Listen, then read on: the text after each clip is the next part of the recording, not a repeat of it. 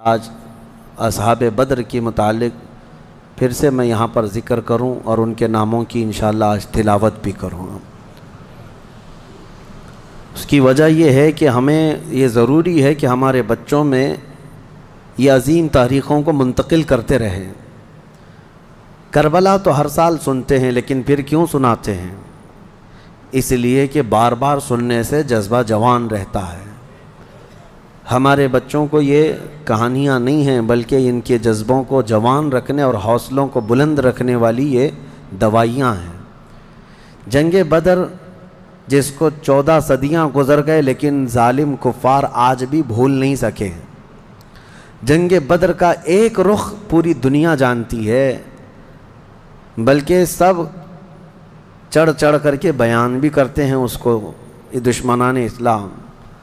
اس کا پس منظر کیا تھا، وہ کیوں ہوئی تھی، اس پر کوئی کلام نہیں کرتے، کیونکہ درد مرنے کا زیادہ ہوتا ہے۔ تو یہ مرے زیادہ تھے، اس میں 70 کافر مرے تھے اور 70 قیدی بن کر کے آئے تھے۔ پوری جنگ بدر میں ان کفار کو صرف یہی دکھتا ہے کہ 70 لوگوں کو مارا اور 70 کو پکڑ کر کے قیدی بنا لیا۔ پوری جنگ بدر میں یہی نظر آتا ہے۔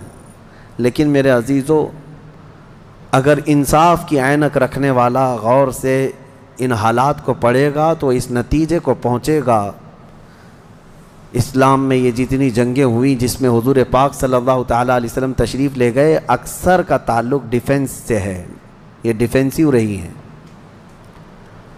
اب میں آپ کو ایک چیز بتاتا ہوں، کیونکہ جنگ بدر کے احوال بتانے سے پہلے اس کا پس منظر بتانا ضروری ہے کہ کیوں ہوئی۔ اچھا، یہ بھی میں آپ کو کلیئر بتا دوں کہ یہ پہلی جنگ نہیں ہے۔ جیسے کہ مشہور ہے نا جنگ بدر، اس سے پہلے بھی چھوٹی چھوٹی جنگیں ہوئی ہیں، لیکن جو بڑی جنگ جس میں مقابلہ ہوا اور جس میں اللہ نے روشن فتح عطا کی، وہ بدر کی جنگ ہے، 17 رمضان المبارک 2 ہجری کو۔ انشاءاللہ میں سیرت کے درس میں عرض کروں گا، جنگ بدر سے پہلے بھی 6 جنگیں ہوئی ہیں تقریباً، جس میں کچھ صحابہ گئے تھے، کچھ میں حضور بھی گئے تھے، کچھ میں ہلکی پھلکی مڑ بھیڑ ہوئی اور کسی میں جنگ نہیں ہوئی۔ لیکن جو بڑی یعنی صف آرا ہو کر جنگ ہوئی تھی، وہ جنگ بدر یہی 17 رمضان المبارک والی، یہ پہلی ہے۔ جیسے کہ ایک بدر اولا بول کر کے ایک جنگ مشہور ہے، اور بدر ثانیہ اس کو کہتے ہیں، یہ 17 رمضان المبارک والی۔ میں اس کو انشاءاللہ سیرت کے بیان میں عرض کروں گا۔ آج اس پر ہم فوکس کرتے ہیں کہ کیوں ہوئی۔ 13 سال مکہ مکرمہ میں نبی پاک صلی اللہ تعالیٰ علیہ وسلم نے گزارے اعلان نبوت کے بعد۔ ویسے تو 53 سال آپ وہاں رہے، 13 سال اعلان نبوت کے بعد کیا کیا تکلیفیں نہیں اٹھائیں۔ آپ نے سیرت کے درس میں بھی سنا ہوگا، اس رسول محترم صلی اللہ تعالیٰ علیہ وسلم کو مارا بھی گیا، پیٹا بھی گیا، ان کے ساتھیوں کو طرح طرح کے عذابات دیے گئے۔ تاریخ آج محفوظ ہے، لیکن ظالموں کو یہ نظر نہیں آتا آتنک کون پھیلایا ہوا تھا۔ یہی کفار تھے، یہ مشرکین تھے، یہ دہشت گرد تھے۔ مجھے بتاؤ، رسول پاک کے غلاموں کو سولی پر لٹکا کر ان کی ناک کاٹنا، ان کے کان کاٹنا، ان کے ناخنوں کو پکڑ سے کھینچنا، کیا یہ دہشت گردی نہیں ہے؟ حضور پاک صلی اللہ تعالیٰ علیہ وسلم کے چہیتے صحابی حضرت عمار بن یاسر کو انہوں نے آگ میں جلایا تھا۔ حضرت بلال حبشی کو تو روزانہ رسی پیر میں ڈال کر کھینچا جاتا تھا۔ حضرت عامر بن فہیرہ، حضرت ابو فقیہہ، حضرت خباب ابن الارت، حضرت خبیب ابن عدی، حضرت سیدہ سمیہ، ان کو تو گھوڑے کے پیروں میں باندھ کر کے شہید کر دیا گیا تھا۔ کیسے طرح طرح کے عذابات دیے تھے کفار مکہ نے، ایک دو نہیں ہے، ظلم کی ایک لمبی داستان ہے۔ اور پھر پلس اس پر نبی پاک صلی اللہ علیہ وسلم کو ان کے خاندان سمیت سوشل بائیکاٹ کر کے رکھنا۔ حضور نے 3 سال تک 2 پہاڑیوں کے بیچ کے درے میں گزارے ہیں، اور ایسے کہ پورے مکہ والے پہرا لگا کر بیٹھتے تھے 24 گھنٹے تک نگرانی، کہ کوئی جا نہ پائے حضور تک، ان کے خاندان تک۔ ان دنوں میں نبی پاک صلی اللہ علیہ وسلم پتے کھاتے رہے اور چمڑوں کو ابال کر کے پانی میں وہ کھاتے رہے۔ 3 سال گزرے ہیں، جبکہ مشرکین مکہ میں سے ہی کچھ اہل خیرت جو تھے انہیں رحم آ گیا ان معاملات کو، اور انہوں نے یہ معاہدہ توڑا۔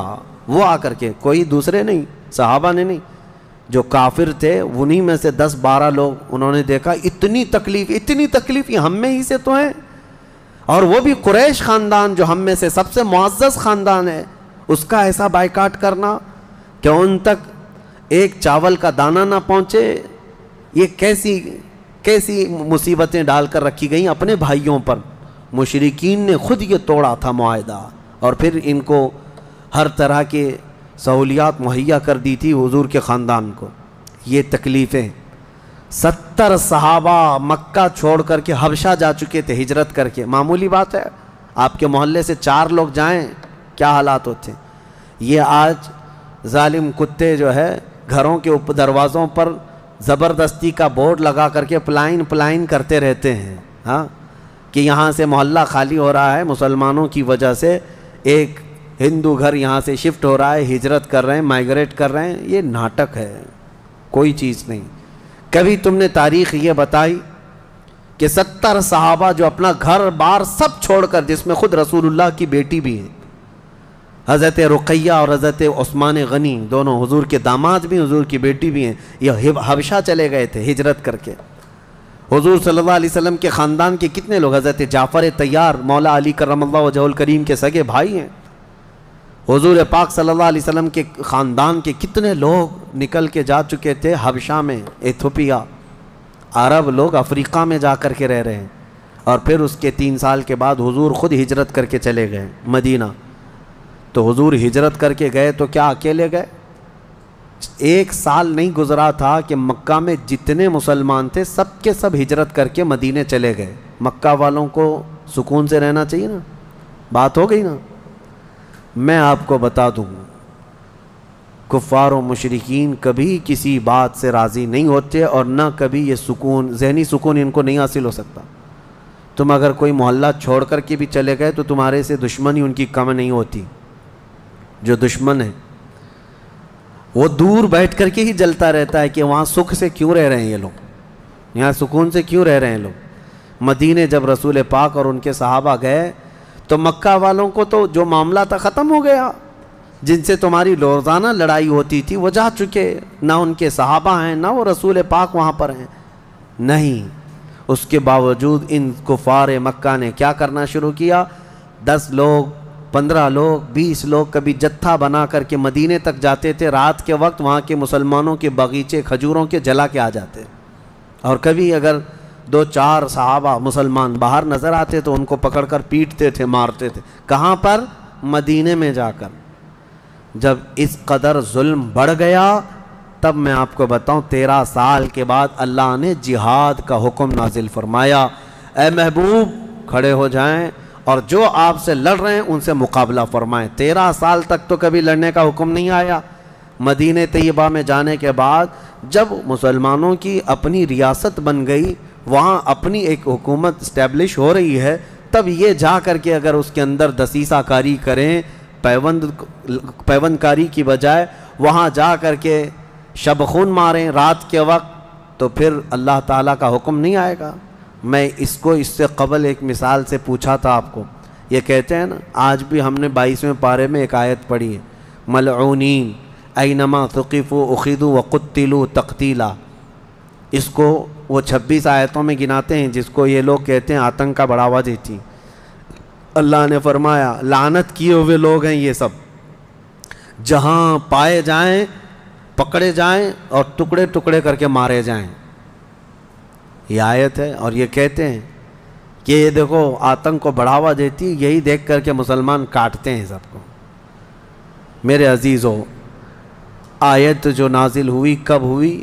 یہی میں نے آپ کو یہی مثال اس سے قبل بتائی تھی۔ ہمارا دیش، ہمارا ملک امن و امان کے ساتھ رہ رہا ہے، 4 لوگ بھی اگر دشمن ملک کے ہمارے ملک میں داخل ہو جائیں تو ہائی اتھارٹی کیا حکم دے گی؟ سپریم کورٹ ہو یا وزارت داخلہ، ہوم منسٹری ہو یا کوئی بھی ڈپارٹمنٹ کے لوگ کیا حکم دیں گے؟ یہ 4 دشمن جہاں پائے جائیں ان کو پکڑو اور مار دو۔ پولیس کو تو آن دا اسپاٹ شوٹ کرنے کا حکم ہوگا، انکاؤنٹر کر دیں ان کا۔ کیوں؟ ہمارے ملک کا نقصان کر سکتے ہیں۔ یہی بات تھی مدینے میں جا کر کے جب مکہ کے کفار نقصان کر رہے تھے، صحابہ کو مار رہے تھے، حکم آیا کہ اب ان کے ساتھ نرمی نہیں، اب ان کے ساتھ لڑو۔ اور اپنی جان کی حفاظت کرو۔ آج ہر ملک اتنا ڈیفنس کا اختیار رکھتا ضرور ہے، جاؤ گھس کر کے دکھاؤ کسی ملک میں، بغیر ویزے کے جائیں گے تو پکڑ کر کے مار ڈالیں گے، بارڈر کراس کرو تو شوٹ کر دیں گے، جبکہ چوری کرنے کی نیت نہ ہو تب بھی۔ لیکن اسلام جو مارنے آ رہے تھے ان کو مارنے کا حکم دیا۔ اب سنو بدر کیوں ہوئی تھی۔ مسئلہ یہ تھا، دوسری ہجری تھی، مکہ مکرمہ میں قافلہ تجارت کا قافلہ ملک شام جا رہا تھا۔ اچھا، اب شام کا جو لوکیشن ہے وہ مدینے کے پاس سے ہو کر گزرتا ہے، راستہ ایک شاہراہ ہے، یعنی جس کو کہتے ہیں ہائی وے، سب سے بڑا انٹرنیشنل ہائی وے اس زمانے کا، وہ مدینے کے پاس سے گزرتا تھا۔ تو ملک شام تجارت کے لیے جو جانے والے ہوتے تھے مکہ سے، وہ اسی راستے سے جاتے، مدینے کے پاس سے قریب سے گزرتا، قریب کا مطلب بہت قریب بھی نہیں۔ تو نبی پاک صلی اللہ علیہ وسلم نے فرمایا جب تک ہمارا مکہ والوں سے امن کا ایگریمنٹ نہ ہو جائے، معاہدہ نہ ہو جائے، ہم ان کا ہر راستہ بھی روکیں گے، ہم ان کا راستہ بھی روکیں گے۔ ہوتا ہے یا نہیں؟ اگر آپ کا کسی دوسرے سے جھگڑا ہو جائے تو آپ آس پاس کے راستے بھی بلاک کر دیں گے کہ دشمن ادھر کے راستوں کو بھی استعمال نہ کرے۔ یہی معاملہ تھا۔ حاج جو ہے دنیا کو میں بتاؤں، یہ راستہ روکنے والی بات کو بھی میں بتاتا ہوں۔ کہتے ہیں کہ مکہ والے تجارت کے لیے ملک شام جا رہے تھے تو ان کا راستہ روکنے کا کیا حق تھا؟ مدینے والوں کو کیا حق تھا؟ آج مجھے بتاؤ، جس ملک سے تمہاری دشمنی ہو جائے کیا وہ اپنا فلائی زون تمہیں یوز کرنے دے گا؟ تمہارا پلین بھی اڑ کے جا سکے گا اس ملک کے اوپر سے؟ سعودی نے تو ابھی بین کر رکھا تھا قطر کو، اس کا نہ پلین اترتا نہ ہی ہوائی اسپیس استعمال کر سکتا تھا۔ قطر جو ہے کوئی چیز استعمال نہیں کر سکتے۔ ان کی آپسی دشمنی میں جب یہ راستے بند کر سکتے ہیں، آپسی دشمنی تھی، یہ کون سی اسلام اور کفر کی دشمنی؟ اسی طرح سے ایران پر جو پابندیاں ہیں، ایران کا ایک جہاز جس سے اس کے سفارتی تعلقات نہیں، کیا وہ اسرائیل کے اوپر سے اڑ سکتا ہے؟ نہیں اڑ سکتا۔ راستے تو آج بھی ان لوگوں نے بند کر رکھے ہیں، ایک دوسرے کی تجارت کے، ٹریڈنگ پابندیاں آج بھی چلتی ہیں۔ 1400 سال پہلے جب نبی پاک صلی اللہ علیہ وسلم نے صرف ان کا راستہ روکنے کی بات کی تو آج یہ پوری دنیا کے جو ماڈرن اپنے آپ کو کہتے ہیں اور بہت زیادہ ویل ایجوکیٹڈ سمجھتے ہیں، ان کے پیٹ میں درد ہونے لگتا ہے کہ یہ کیسا راستہ روکنے والا کیا سسٹم تھا۔ راستہ روکنے والا وہی سسٹم تھا جو آج تمہارا باپ روکتا ہے امریکہ۔ جس طرح سے لوگوں کے اوپر تجارت کی پابندیاں لگاتا ہے، جس طرح سے ہائی ڈیوٹی کسٹم لگا کر کے لوگوں کی اکنامک کو گراتا ہے، یہ تو وہی سسٹم ہے نا۔ لیکن نبی پاک صلی اللہ علیہ وسلم نے ایسا نہیں کیا تھا۔ صحابہ اکرام کو مدینے سے کہا کہ دیکھو اگر ان کا قافلہ تجارت کا شام جا رہا ہے تو ہم جائیں گے، راستہ روکیں گے۔ حضور اپنے صحابہ کو لے کر نکل پڑے۔ یہ 17 رمضان جنگ بدر کی بات نہیں کر رہا ہوں، اس سے پہلے کی بات کر رہا ہوں، 6 مہینے پہلے حضور گئے، چند مہینے پہلے یا چند دن پہلے، ایگزیکٹ نہیں کہہ رہا ہوں۔ تو ابو سفیان قافلہ تجارت کا جو لے کر جا رہا تھا وہ سپہ سالار یا امیر قافلہ تھا، اس کو خبر ہو گئی کہ نبی پاک صلی اللہ تعالیٰ علیہ وسلم اپنے صحابہ کے ساتھ میرا راستہ روکنے آئے ہیں، تو راستہ کاٹ لیا اور ملک شام دوسرے راستے سے پہنچ گیا۔ حضور پاک صلی اللہ علیہ وسلم کو نہیں ملا، حضور واپس مدینے آ گئے۔ کئی دن گزرے، ملک شام میں اس نے تجارت کی، خوب نفع کمایا اور واپس مکہ تو جانا تھا۔ تو مکہ جب جانے لگا تو پھر میرے آقا کو خبر آئی، نبی پاک صلی اللہ علیہ وسلم نے پھر صحابہ سے کہا کہ چلو پھر سے اس کا راستہ روکتے ہیں۔ پھر گئے، لیکن اس بار ابو سفیان پھر خبر پا کر کے دوسرے راستے سے چلا گیا مکہ۔ لیکن مکہ پہلے ہی ابو سفیان نے قاصد بھیج دیا تھا، کہا تھا کہ محمد اور ان کے ساتھی تمہاری تجارت کو لوٹ لیں گے، ختم کر ڈالیں گے، قافلہ تمہارے ہاتھ نہیں آئے گا، تم ہماری مدد کے لیے آؤ۔ یہ قاصد مکہ جیسے ہی پہنچا وہاں کھلبلی مچ گئی، سب جمع ہو گئے جتنے خاندان تھے کہ ہمارا بھی مال ہے، ہمارا بھی مال ہے۔ اور ابو جہل تو بھڑکا رہا تھا، خوب بھڑکا رہا تھا، سب کو جمع کر لیا، لیکن اتفاق ایسا کہ کہ وہ مکہ والوں کے نکلنے سے پہلے پہلے ابو سفیان اپنی تجارت کا قافلہ صحیح سلامت مکہ لے کر پہنچ گئے. بات ختم ہو گئی, تجارت کا قافلہ آ گیا. جو سمجھ بوجھ والے تھے انہوں نے خیر منائی, کہا کہ چلو ہمارا مال پہنچ گیا, اب ضرورت نہیں جانے کی. لیکن ابو جہل کسی بات پر خاموش نہیں تھا, کہا کہ نہیں, ہم محمد اور ان کے ساتھیوں کو مزہ چکھائیں گے کہ انہوں نے روکنے کی کوشش کیوں کی. اگر آج ہم ان کا مقابلہ نہیں کریں گے تو آگے ہماری تجارت کے لیے بڑے مسئلے پیدا ہو جائیں گے. اور اس کے بعد سب کو بھڑکاتا رہا. کتنے بہت سارے چھوڑ کر چلے گئے, لیکن پھر بھی ابو جہل کے بہکاوے میں جتنے آئے وہ 1000 کی تعداد میں تھے. اور وہ لوگ پورے ہتھیار سے لیس ہو کر ساز و سامان سب لے کر کے نکل پڑے مدینے آنے کے لیے, کہ مدینے جا کر کے ان کا سب اینٹ سے اینٹ بجا کر کے آئیں گے. اب نبی پاک صلی اللہ علیہ وسلم راستے میں نہیں تھے, 2 بار گئے اور واپس آئے, قافلہ روکنے کے لیے واپس آئے. لیکن جیسی حضور کو یہ خبر ہو گئی کہ وہ لوگ مدینے پر حملہ کرنے کے لیے نکل رہے ہیں, اصل وجہ سن لیجئے بدر کی اصل وجہ. جب وہ لوگ 1000 کی تعداد میں مکہ سے نکل چکے تھے اور میرے آقا کو یہ خبر مل گئی, مخبر نے آ کر بتایا کہ جنگ کی تیاری سے مدینے کے اوپر حملہ آور ہونے کے لیے نکلے ہیں مکہ کے لوگ. اب نبی پاک صلی اللہ علیہ وسلم نے صحابہ سے فرمایا کہ ان کو مدینے پہنچنے مت دینا, اگر مدینے آ گئے تو مدینے کو توڑ پھوڑ کریں گے, شہر میں داخل ہوں گے, جنگ ہوگی تو کچھ نہ کچھ گھر ٹوٹیں گے, کسی کی آبادی اجڑے گی, کچھ نہ کچھ نقصان ہوگا, لہذا ہم خود مدینے سے باہر نکلتے ہیں. نبی پاک صلی اللہ علیہ وسلم اب اس ارادے سے اپنے صحابہ سمیت باہر نکلے. اس میں تعداد مختلف روایات کے مطابق 313, 314, 315, 319 اور ایک میں 360 اصحاب بدر کی تعداد پہ الگ الگ روایات ہیں.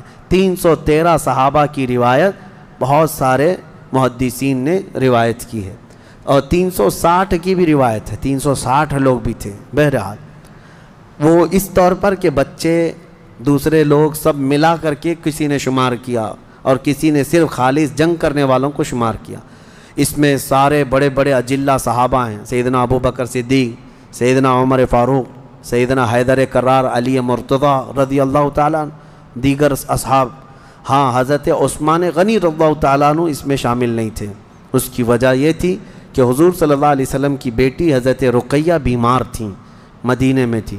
نبی پاک صلی اللہ تعالیٰ علیہ وسلم نے حضرت عثمان سے کہا کہ تم اپنی اہلیہ میری بیٹی کی تیمارداری میں رہو, تمہیں بدر میں شریک ہونے کا برابر ثواب دیا جائے گا. حضرت عثمان غنی مدینے میں تھے. اسی وجہ سے آج بھی اصحاب بدر کے ناموں کی جب تلاوت ہوتی ہے نا تو حضرت عثمان کا نام بھی اس میں آتا ہے. وہ اگرچہ جنگ میں گئے نہیں تھے لیکن اسماء بدر میں ان کا نام شامل ہے. آپ پڑھ کر کے دیکھنا یا سننا تو حضرت عثمان غنی کا بھی نام ہے, کیونکہ مال غنیمت جب تقسیم ہو رہا تھا تو حضور نے حضرت عثمان کو بھی اس میں سے حصہ دیا تھا. خیر, جب نبی پاک صلی اللہ تعالیٰ علیہ وسلم یہ صحابہ کو لے کر نکلے, اب مدینے سے 160 کلومیٹر مکہ کی طرف کا یہ راستہ ہے بدر. بدر ایک علاقے کا نام ہے, وہاں ایک کنواں تھا جس کا نام بدر تھا, جس کی وجہ سے اس علاقے کا نام بدر پڑا.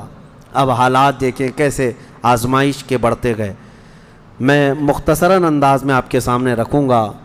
یہ جنگ کا پس منظر تھا, حضور لڑنے کے لیے گئے نہیں تھے بلکہ ڈیفینس کے لیے, کہ مکہ والے نکل چکے تھے. اب مکہ والے آ کر جس جگہ پڑاؤ کیے وہ بھی بدر تھا, وہاں کنواں تھا, پانی تھا, اس کے لیے وہاں پر ان لوگوں نے بھی قیام کیا. میرے آقا صلی اللہ علیہ وسلم نے بھی اپنا لشکر انداز کر دیا.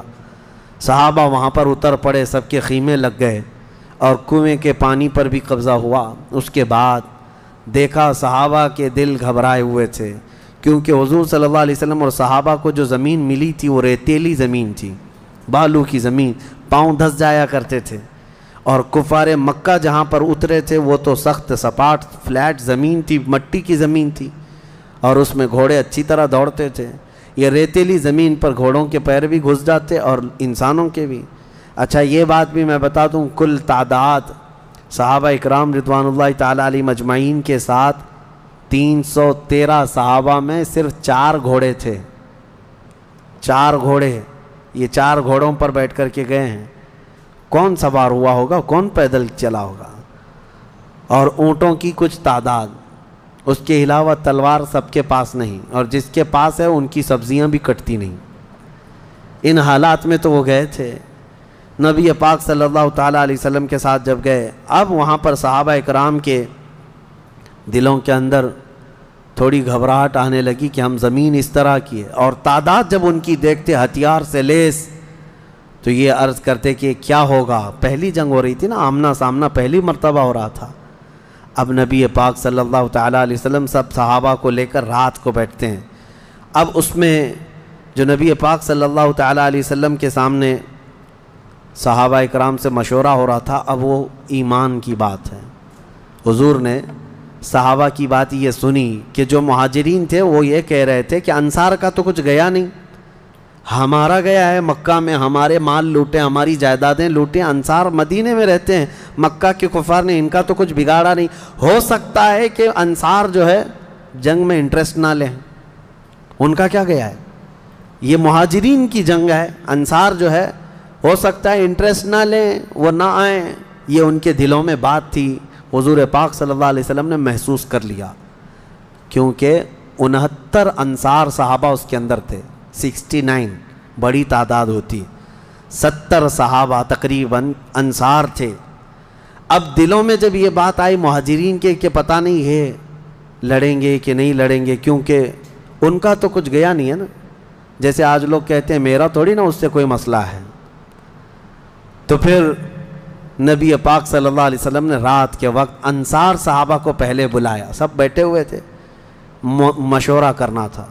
سید الانصار حضرت سعد ابن معاذ رضی اللہ تعالیٰ عنہ انصار کے سردار تھے، بلایا اور پوچھا کہ تمہارا کیا مشورہ ہے، آپ کا کیا مشورہ ہے جنگ کے سلسلے میں۔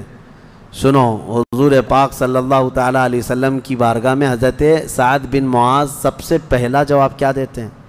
کہتے ہیں یا رسول اللہ صلی اللہ علیہ وسلم، پورے انصار کی طرف سے تو میں ترجمانی کرنے کے لیے کھڑا ہوں، لیکن میرے آقا کیا ہم بھی کوئی پوچھے جانے کی چیز ہیں؟ آپ کے سلسلے میں ہم بھی کوئی پوچھے جانے کی چیز ہیں؟ اور حضرت سعد ابن معاذ کہتے ہیں قسم رب ذوالجلال کی، مدینے سے برق الغماد یمن تک بھی آپ جائیں، انصار کا ہر بچہ آپ کے قدموں کے ساتھ ہوگا۔ آپ تو صرف بدر تک آئے یا رسول اللہ، اگر ہمیں پیدل یمن تک بھی لے جاتے ہم آپ کے پیچھے جاتے۔ ان کے الفاظ میں سناؤں، ایمان تازہ ہو جاتا ہے۔ حضرت سعد ابن معاذ رضی اللہ تعالیٰ عنہ فرماتے ہیں یا رسول اللہ صلی اللہ علیہ وسلم، آج میں سارے انصار صحابہ کی طرف سے ترجمانی کرتے ہوئے، جس کو کہتے ہیں ریپریزنٹیٹیو، میں کھڑا ہوں، عرض کرتا ہوں میرے آقا اگر کسی کے ذہن میں یہ بات ہے تو وہ نکال دے کہ ہم صرف اپنے وطن میں رسول اللہ کی مدد کرتے ہیں، بلکہ اللہ کے نبی صلی اللہ تعالیٰ علیہ وسلم جس کونے میں جائیں گے انصار کو وہاں حضور پائیں گے۔ اب حضور کی بارگاہ میں عرض کرتے ہیں آقا آپ کو کل اختیار ہے، آپ کو کل اختیار ہے۔ اب سنو حضرت سعد ابن معاذ کے یہ بدر کے میدان سے ایک دن پہلے کے الفاظ ہیں، ایک دن پہلے کے الفاظ ہیں، یا رسول اللہ صلی اللہ علیہ وسلم آپ کو کل اختیار ہے، جس کا رشتہ ملانا ہے ملا دیجیے آپ، اور جس کو توڑنا ہے آج ہی آپ فرما دیں، ہم ہمیشہ آخری سانس تک کے لیے توڑ دیں گے۔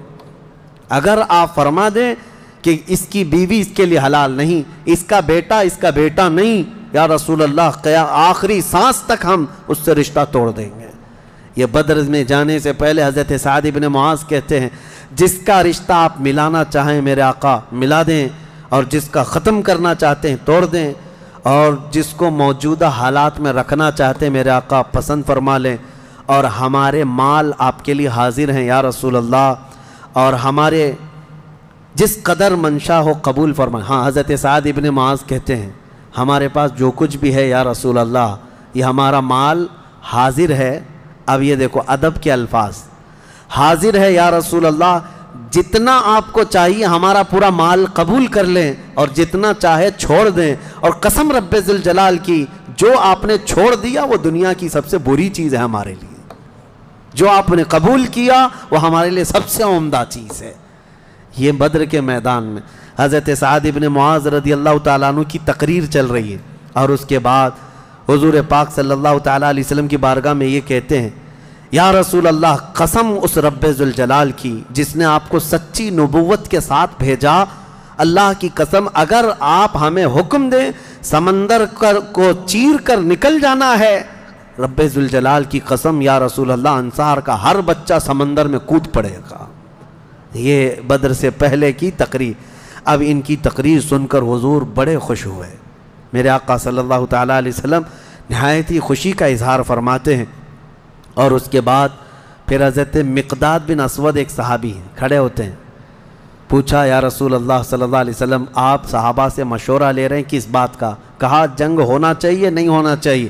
حضرت مقداد بن اسود کہتے ہیں یا رسول اللہ ہم بنی اسرائیل نہیں ہیں جنہوں نے موسیٰ علیہ السلام سے کہا تھا اے موسیٰ آپ اور آپ کا خدا جائیے قوم جبارین سے لڑیے، ہم یہاں بیٹھ کے دیکھیں گے۔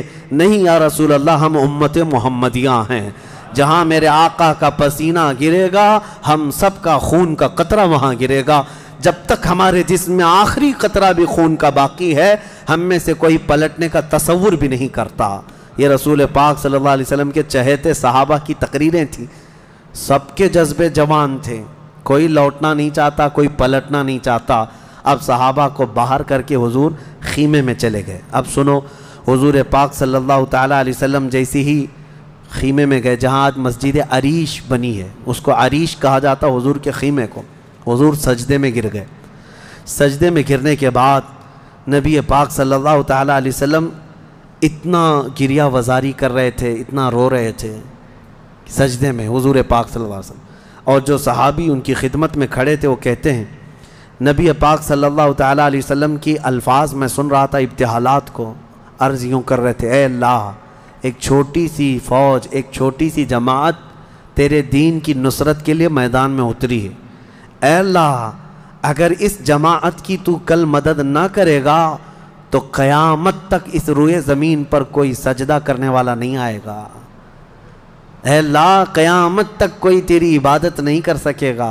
یہ محبوبانہ انداز ہے میرے آقا کا، یہ کوئی دھمکی نہیں ہے اللہ کو، رب تعالیٰ کی بارگاہ میں گڑ گڑانا کہ مولا اگر ان کی مدد نہیں کرے گا تو پھر کون تیری عبادت کرے گا۔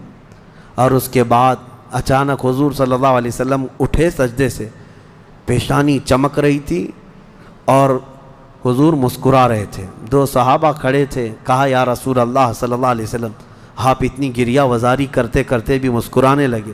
کہا میرے رب نے میری ڈھارس بندھا دی، مبارک ہو، بشارت ہو، میں نے ابھی ابھی جبرائیل کو جنگی لباس پہن کر اترتے دیکھا ہے، جبرائیل امین آ گئے ہیں۔ وہ صحابہ دوڑے دوڑے گئے، باہر جا کر کہے مبارک ہو اللہ کے نبی کو مدد آ گئی ہے۔ ابھی رات کا حصہ گزرا نہیں تھا کہ بارش برسنے لگ گئی۔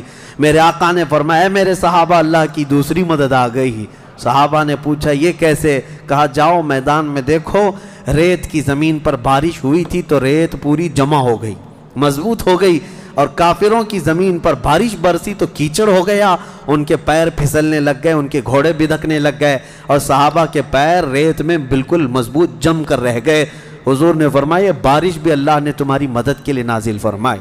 صبح اٹھتے ہیں، صبح ہوتی، حضور اکرم نہیں رات کے وقت ہی، ابھی رات کا وقت ہے، صحابہ کے دل کی تسلی کے لیے میرے آقا اپنے ہاتھ میں ایک چھڑی لے کر جاتے ہیں میدان میں، صحابہ پیچھے پیچھے ہیں، لکیر کھینچا، حضور نے فرمایا کل یہاں ابو جہل گر کے مرے گا، دوسری لکیر کھینچا اور کہا یہاں عتبہ مرے گا، تیسری لکیر کھینچ کر کہا یہاں شیبہ مرے گا۔ یہ بڑے بڑے پہلوانوں کے نام حضور گنا رہے تھے، صحابہ دل ہی دل میں خوش ہو رہے تھے، ان کا یقین کامل اتنا تھا نبی نے جو فرما دیا وہ ہو کر رہے گا۔ رات کے وقت ہی صحابہ کو یہ معلوم تھا ان کفار کے کتنے وکٹ گرنے والے ہیں، کتنے پہلوان زمین بوس ہونے والے ہیں، کتنے موت کی گھاٹ پہنچنے والے ہیں، صحابہ کو یہ معلوم ہو گیا تھا اور دل چوڑے تھے، سینے کشادہ تھے۔ صبح ہوتی ہے، نبی پاک صلی اللہ تعالیٰ علیہ وسلم ابھی اپنے خیمے میں تھے، عریش میں، میدان بدر کے خیمے میں تھے۔ ایک صحابی دوڑتے ہوئے آتے ہیں، آ کر کے بارگاہ مصطفیٰ میں عرض کرتے ہیں یا رسول اللہ صلی اللہ علیہ وسلم ہماری تعداد بڑھ گئی، ہماری تعداد بڑھ گئی۔ حضور پاک صلی اللہ علیہ وسلم سے وہ کہہ رہے ہیں پہلے کافروں کی تعداد اتنی زیادہ تھی، 1000 کی تعداد، صحابہ دیکھتے گھبرا جاتے، اور اس پر وہ کمینے کیا کر رہے تھے؟ رات بھر ناچ رہے تھے، گانے گا رہے تھے، کباب بھون رہے تھے اور نعرے لگا رہے تھے، جیت ہماری، جیت ہماری، جیت ہماری، جیت ہماری۔ ان کے الفاظ تھے، اشعار گنگنا رہے تھے، اور رات بھر کھانا پینا، رقص سرور، ڈھول باجے سب چلتا رہا، اور ادھر صحابہ عبادت میں مصروف ہیں، اللہ کی بارگاہ میں گڑ گڑا رہے ہیں۔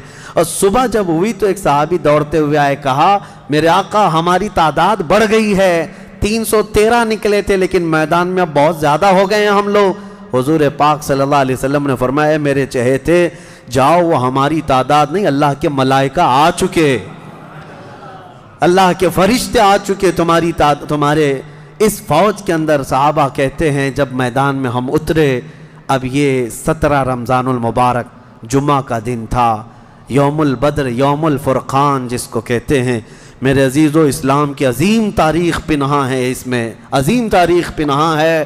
نبی پاک صلی اللہ تعالیٰ علیہ وسلم کی طرف سے میدان بدر میں سب سے پہلے اترنے والے کون لوگ تھے؟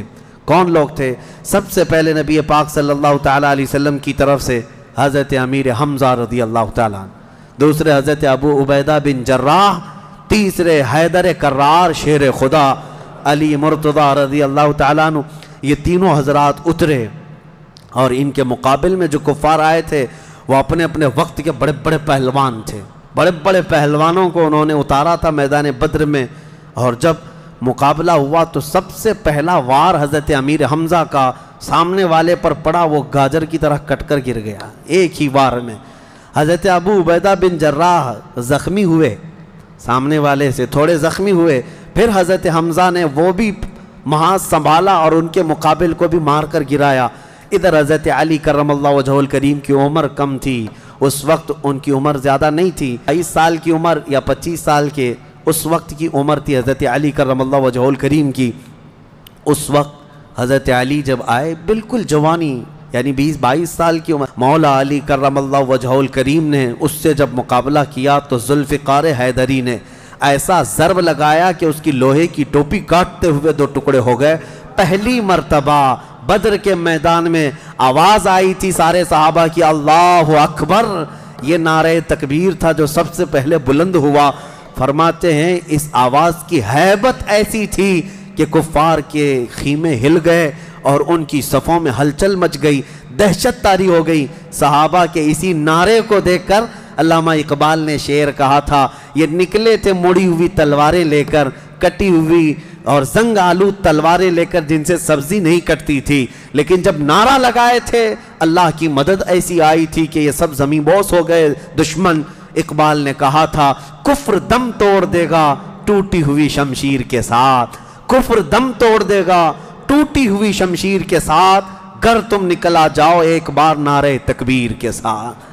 یہ انہی صحابہ کا نعرہ تھا جب انہوں نے پہلی مرتبہ بلند کیا۔ یہ لڑائی چلتی رہی شام تک، شام ہونے نہ پائی، دوپہر تک اس لڑائی کو پہلے ایک کے بعد دیگرے، اس کے بعد پھر گھماسان کی لڑائی ہوئی۔ لیکن کفار مکہ میں سے کچھ لوگ کہتے ہیں ہم تو بڑے حوصلوں سے آئے تھے لڑنے کے لیے، بڑے حوصلوں سے آئے تھے، جن کو یہ مدینے میں مکہ میں پکڑ کے مارتے تھے وہ آج ان کے مقابل میں تھے، کوئی کسی کا غلام تھا، کوئی کسی کا رشتہ دار بھی تھا، لیکن مقابلے میں جب آئے وہ کفار مکہ کہتے ہیں ہم تو بڑے ہمت کے ساتھ لڑنے کے لیے آئے تھے، لیکن جب ہم لڑنے جا رہے تھے تو ہمارے مقابل میں اجنبی لوگ آ رہے تھے، اجنبی لوگ آ رہے تھے، اور ان کی ہیبت ایسی طاری ہوتی کہ ہم نے ان کو نہ مکے میں کبھی دیکھا تھا نہ مدینے میں کبھی دیکھا تھا۔ یہ وہ بدری ملائکہ تھے جو جبرائیل امین کی سپہ سالاری میں آئے تھے۔ اب یہاں ایک بات میں بتانا چاہتا ہوں، ایک فرشتہ اتر جائے کافی ہے۔ آپ کو پتہ ہے قوم شعیب جب نافرمانی کر رہی تھی تو اللہ تعالیٰ نے عذاب کیا بھیجا تھا؟ جبرائیل امین علیہ السلام کو اتارا تھا، انہوں نے ایک چیخ ماری تھی، چنگھاڑ، اور ان کی آواز کی ہیبت سے جتنے پہاڑوں میں تھے یہ قوم شعیب سب کے بھیجے کانوں سے نکل آئے تھے اور زمین پر گر کر مر گئے تھے۔ تو یہاں جبرائیل امین اکیلے آ جاتے، صرف آواز لگاتے، کسی کو تلوار اٹھانے کی بھی ضرورت نہیں، یہ 1000 پورے کیڑے مر جاتے۔ لیکن یہ وجہ کیا ہے؟ مفسرین نے فرمایا یقیناً ایک فرشتہ بھی مدد کے لیے کافی ہوتا، لیکن اللہ نے بدر کے میدان میں 5000 فرشتے اتارے، یہ عظمت مصطفیٰ کے لیے، یہ رسول اللہ کی عظمت کے لیے۔ کبھی کبھار تعداد جو ہے وہ شان بتانے کے لیے ہوتی ہے، عظمت بتانے کے لیے ہوتی ہے۔ ہاں ایک جھنڈا کافی ہوتا ہے، لیکن کبھی 10 جھنڈے لگاؤ تو اس کی عظمت بڑھ جاتی ہے۔ ہاں 2 باڈی گارڈ کافی ہوتے ہیں، لیکن 10 کھڑے ہو جائیں تو اس کی ہیبت اور طاری ہوتی ہے۔ یہ ایک انسانی ذہن بنا ہوا ہے۔ اللہ تبارک و تعالیٰ نے اپنے محبوب کی عظمت شان کی وجہ سے 5000 ملائکہ کو اتارا۔ اب یہ جنگ ہوتی رہی، اس میں صحابہ تو لکڑیوں سے جنگ کرتے رہے، سب تلواروں سے نہیں، کچھ صحابہ تو لکڑیوں سے جنگ لڑتے رہے، اور لکڑیوں سے کئی کو مار کے گرایا، اور 70 جو ہے موت کے گھاٹ اتر گئے۔ اور اس میں معمولی 70 نہیں تھے، بڑے بڑے گرو گھنٹال تھے، جتنے بھونکتے تھے مکہ میں بیٹھ کر۔ ابو جہل مر گیا، حضرت بلال حبشی کا آقا امیہ بن حرب وہ مر گیا، اور کئی ایسے بڑے بڑے عتبہ شیبہ جیسے بڑے بڑے کافر، یہ سب کے سب موت کے گھاٹ اتر گئے۔ بدر کی ایک لڑائی ایسی کہ اچھوں کی جڑ کاٹ کر رکھ دیا۔ اب یہاں پر حضور پاک صلی اللہ تعالیٰ علیہ وسلم کا رحم بھی دیکھیں۔ حضور ملاحظہ فرما رہے تھے، جب امیہ گر کر زخمی ہوا تھا، حضور نے جو صحابی لڑ رہے تھے کہا کہ روک دو اس کو۔ امیہ جو لڑ رہا تھا وہ بڑا ہٹا کٹا پیسہ والا مکہ کا بڑا آدمی تھا، تو جو صحابی لڑ رہے تھے انہوں نے گرا دیا، وہ زخمی ہو کر گرا۔ حضور نے فرمایا چھوڑ دو اس کو، وہ صحابی ہٹ گئے۔ حضور نے فرمایا بلال حبشی کو بلاؤ۔ بلال کہاں ہے؟ بلال آئے، کہا اے بلال آؤ، جتنا اس نے تڑپایا تھا خوب آج تم بدلا لو اس کے ساتھ، کیونکہ یہی وہ تھا جو حضرت بلال کو ایک ڈرم میں ڈال کر دن بھر رکھتا تھا، لوہے کی ایک ٹاکی بنا کر اس میں ڈال کر اوپر سے ڈھکن ڈال کر گرم دھوپ میں ان کو ایسی رکھ دیتا تھا، بغیر کھانا پانی دیے۔ شام تک ان کو کھولا جاتا تو ان کا جسم پورا اجمرا ہو جاتا تھا، ان کی پیٹھ ایسی گل گئی تھی انگاروں میں سلانے کی وجہ سے کہ ریڑھ کی ہڈی دکھتی تھی۔ یہ حضرت بلال کے ساتھ کیا تھا۔ حضرت بلال حبشی نے مار کر اس کو ختم کیا۔ اور حضرت بلال مارتے وقت کیا کہہ رہے تھے یہ بھی سنیے، یہ صحابہ کا جذبہ ہے۔ کہتے ہیں اس کو قتل کیا اور یوں کہا انت عدو اللہ و عدو رسولنا، میں نے تجھے مار دیا ہے اس لیے کہ تو اللہ کا اور میرے حبیب کا دشمن تھا، یہ نہیں کہ مجھے تڑپاتا تھا، یہ نہیں کہ تو نے مجھے بہت مارا ہے اب چکھ لے مزہ۔ حضرت بلال یہ کہتے ہیں تو اللہ کا دشمن تھا اور میرے مصطفیٰ کا دشمن تھا، میں نے تجھے ختم کیا۔ یہ بدر کی وادی میں حضرت معاذ اور معوذ بن عفراء رضی اللہ عنہما، 2 چھوٹے بچے، بچوں پر جہاد تو ہے نہیں، لیکن یہ ضد کر کے اصرار کر کے حضور کے پاس آئے تھے، کہا ہمیں اجازت دے دے۔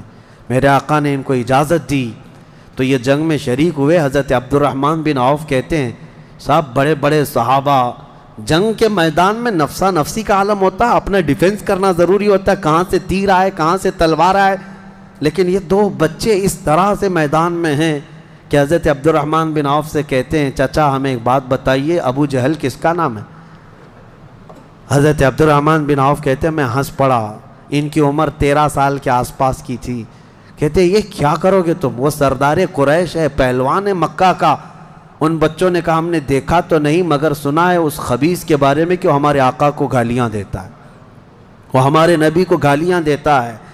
یہ اصل محافظین مصطفیٰ تھے، محافظین ناموس رسالت تھے، نبی پاک صلی اللہ علیہ وسلم کی عزت کے لیے۔ میرے عزیزو یہ بچے کھیلنے کے لیے ضد نہیں کر رہے تھے، جان ہتھیلی پر لانے کے لیے ضد کر رہے ہیں۔ حضور پاک صلی اللہ علیہ وسلم کی بارگاہ میں آئے اور اس کے بعد حضرت عبد الرحمن بن عوف کہتے ہیں میں ابھی بات چیت کر ہی رہا تھا کہ ابو جہل سامنے گھوڑے پر بیٹھا جا رہا تھا، میں نے اشارے سے بتایا وہ دیکھو وہی مردود ہے جو گھوڑے پر جا رہا ہے۔ یہ دونوں بچے چیل کی طرح جھپٹ گئے اس کی طرف اور بھاگتے ہوئے اس کی طرف گئے۔ ابو جہل کو یہ ایکسپیکٹیشن ہی نہیں تھا، یہ امید ہی نہیں تھی کہ اس کے مقابل میں کبھی کوئی بچہ آ سکتا ہے۔ غرور و تکبر میں ہمیشہ وہ سوچتا تھا بڑے بڑوں سے ہی لڑنا ہے ہم کو، اور دیکھا تو چھوٹے بچے آئے، ایک بچے نے گھوڑے کی ٹانگ پر تلوار ماری، ابو جہل نیچے گر گیا، گھوڑا بھی گرا وہ بھی گرا، اور جیسی گرا دونوں اس کے سینے پر چڑھ کر بیٹھ گئے، سینے پر چڑھ کر بیٹھ گئے اور گردن پر تلوار رکھی۔ تو جانتے ہیں ظالم یہ زمانے بھر کا بڑا گستاخ اور گستاخوں کا باپ کیا کہتا تھا؟ عربی میں شعر کہہ رہا ہے اس وقت، کہتا ہے میں عرب ہوں موت سے ڈرتا نہیں، میں عرب ہوں موت سے ڈرتا نہیں، لیکن افسوس مجھے اس بات کا ہے کہ میرے مقابل کا آیا نہیں۔ اس کو افسوس یہ ہے کہ مجھے کوئی پہلوان نے مارا نہیں، مجھے چھوٹے بچے مار رہے ہیں۔ اور بعض لوگوں نے کہا ہے کہ اس کی یہ خواہش تھی، کہا کاٹنا ہے تو گردن تھوڑا نیچے سے کاٹو، کیونکہ سب کٹے ہوئے گردنیں رکھی جائیں تو میری گردن تھوڑی اونچی دکھے۔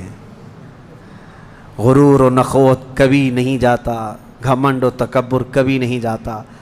ان بچوں نے ختم تو کر دیا ابو جہل کو، اور مشہور ہے، کیا ہی بہترین کہا، ہم جیسے لاکھوں کروڑوں کی جوانیاں ان بچوں کے قدموں پر قربان، ہم ان کے ناخنوں تک بھی نہیں پہنچ سکتے جنہوں نے دفاع کیا ہے، ڈیفنس کیا ہے میرے مصطفیٰ کی عزت کا۔ اوروں نے کافروں کو مارا ہوگا، ان بچوں نے تو پورے کفر کو مارا ہے۔ اوروں نے جاہلوں کو مارا تو انہوں نے ابو جہل کو مارا ہے، جہالت کے باپ کو مارا ہے۔ اسی جنگ میں شہزادے حضرت معاذ کا مونڈھا کسی کافر نے مار کر کے ختم کر دیا، تلوار سے کندھے کو مار دیا، لیکن جذبہ ختم نہیں ہوا۔ اس بچے نے دوسرے ہاتھ میں تلوار لی اور لڑنا شروع کیا، اور اپنے ہاتھ کو پیر میں دبا کر کھینچ کے نکال دیا۔ یہ زیادہ دیر تک نہیں، یہ دونوں شہزادے لڑتے رہے میدان بدر میں۔ شام سے پہلے دونوں بچے بھی شہید ہوئے، حضرت معاذ بھی شہیدوں میں ہیں، حضرت معوذ بھی شہیدوں میں ہیں۔ کس باپ کے یہ بیٹے تھے، کس گھر میں آنکھیں کھولی تھی انہوں نے، جہاں ماں کو قرآن کی تلاوت کرتے سنا، باپ کو محراب عبادت میں دیکھا، اور گٹھی میں ان کے پلایا ہوا تھا عظمت مصطفیٰ۔ سب سے پہلی چیز ہے میرے عزیزو، یہ جان دے چکے میدان میں۔ نبی پاک صلی اللہ علیہ وسلم شام کے وقت جنگ کا پانسا کیسے پلٹا، یہ صحابہ ایسے گھستے چلے گئے ان کے صفوں میں کہ وہ ہیبت سے بھاگنے پر مجبور ہو گئے۔ مکہ کے کفار جتنے بھی تھے سب کے سب اپنا ساز و سامان چھوڑ کر میدان سے بھاگنے لگ گئے۔ وہاں پر اپنے مویشی چھوڑا، اپنے بہت سارے چھوڑا، یہاں تک کہ 70 قیدی پکڑ میں آئے اور 70 مارے جا چکے تھے، 140، اور صحابہ میں 13 شہید تھے، 1 زخمی تھے۔ 13 شہید ہوئے، 1 زخمی تھے، حضرت عبیدہ بن حارث، وہ بھی راستے میں جا کر شہید ہوئے۔ تو جنگ بدر کے ٹوٹل شہید 14 ہیں، باقی وہ 70 اور 140 پورے ٹوٹل یعنی قیدی ملا کر۔ شام کے وقت اب سنو میرے آقا صلی اللہ علیہ وسلم کا معجزہ۔ صحابہ کہتے ہیں حضور نکلے، میدان میں آئے، سب کافروں کی لاشیں ایک جگہ کھینچ کر لا کر گڑھے میں ڈال دی گئیں، لیکن لاشیں دیکھنے کے لیے حضور میدان میں جا رہے تھے۔ صحابہ کہتے ہیں قسم خدا کی ہم نے دیکھا حضور نے جس کے لیے جو دائرہ کھینچا تھا وہ کافر وہیں گر کے مرا تھا، ایک بال بھی باہر نہیں تھا۔ حضور نے جس کے لیے لکیر کھینچا تھا وہ کافر اسی میں گر کر مرا ہوا تھا۔ حضور نے جو نشان بنایا تھا ابو جہل وہیں مرا ہوا تھا، عتبہ وہیں مرا ہوا تھا، شیبہ وہیں مرا ہوا تھا۔ آج کے منافقین کے لیے بھی یہ درس ہے، یہ دیکھیں جنگ بدر کی تاریخ کو، نبی پاک صلی اللہ علیہ وسلم ایک دن پہلے یہ بتا رہے ہیں کہ کون کہاں مرے گا، اور یہ ابھی تک اس بحث میں ہے کہ پیٹھ پیچھے کا علم نہیں، دیوار پیچھے کا علم نہیں، یا اپنے جیسا نبی کو بھی قیاس کرتے ہیں۔ اللہ ہدایت عطا فرمائے۔ اب شام کے وقت سارے وہ لاشوں کو لا کر ایک گڑھے میں جمع کر دیا، اور جو مسلمان صحابہ تھے ان کی لاشیں جمع کی گئیں اور ان کو عزت کے ساتھ احترام کے ساتھ اسی بدر کے میدان کے قریب دفن کر دیا گیا۔ اور کافروں کی لاشوں کے پاس کھڑے ہو کر حضور نے پھر ایک خطبہ دیا، خطبہ دے رہے تھے، اور اس میں حضور صلی اللہ علیہ وسلم یہ فرما رہے تھے، اے لوگو، ہمارے رب نے جو ہم سے وعدہ کیا تھا وہ پورا کر دکھایا اللہ نے۔ بتاؤ تمہارا خدا جو تم سے کوئی وعدہ کیا تھا کیا تم کو بھی پورا کر دیا؟ کیا تم نے موت کے بعد وہ چیز پا لی جس کے لیے تم لڑتے تھے؟ صحابہ پوچھنے لگے یا رسول اللہ صلی اللہ علیہ وسلم آپ ہی کس کو سنا رہے ہیں؟ یہ مرے ہوئے کفار کو۔ حضور نے فرمایا یہ تم سے بھی زیادہ سنتے ہیں۔ مرنے کے بعد وہ تم سے بھی زیادہ سنتے ہیں۔ اسی لیے حضور پاک صلی اللہ علیہ وسلم نے فرمایا کہ مردہ لوگوں کی باتیں تو چھوڑیں، چلنے والوں کے پیر کے چپل کے نیچے جو آواز آتی ہے وہ بھی مردہ سنتا ہے، اس کے کان بڑھ جاتے ہیں۔ اب مجھے بتاؤ میرے عزیزو، بدر میں مارے گئے ہوئے غلیظ قسم کے کافر جب باتیں سن سکتے ہیں تو اللہ کے اولیاء اپنی قبروں میں کیوں نہیں سنتے؟ انبیاء کرام اور اولیاء کرام اپنی قبروں میں نہیں سنتے؟ ہم جاتے ہیں اور اسی یقین کے ساتھ جاتے ہیں کہ وہ قبروں میں ہماری باتوں کو سنتے بھی ہیں، اور اللہ نے ان کو تصرف اور اختیار دیا ہو تو ہمارے حق میں اللہ کی بارگاہ میں سفارش بھی کرتے ہیں۔ یہ ہے جنگ بدر۔ اس کا خلاصہ یہی ہے کہ وہ اگرچہ 313 نہتے تھے لیکن یقین کامل تھا۔ اسی کو اقبال نے کہا ہے، یقین محکم عمل پہ ہم، جہاد محبت فاتح عالم، جہاد زندگانی میں ہیں یہ مردوں کی شمشیریں۔ کہ یہ وہ صحابہ تھے، ان کے بارے میں وہ کہتے ہیں اللہ کے شیروں کو آتی نہیں روبائی، اللہ کے شیروں کو آتی نہیں روبائی۔ یہ لومڑی کی طرح نہیں رہتے بلکہ ان کا عزم حوصلہ بڑا جوان تھا، اور میدان میں اترے تھے تو نہ یہ تلواروں کے بھروسے آئے تھے نہ ہاتھی گھوڑوں کے بھروسے آئے تھے، بلکہ ان صحابہ کا صرف یقین یہ تھا اللہ ہمارے ساتھ ہے، رسول ہمارے ساتھ ہے۔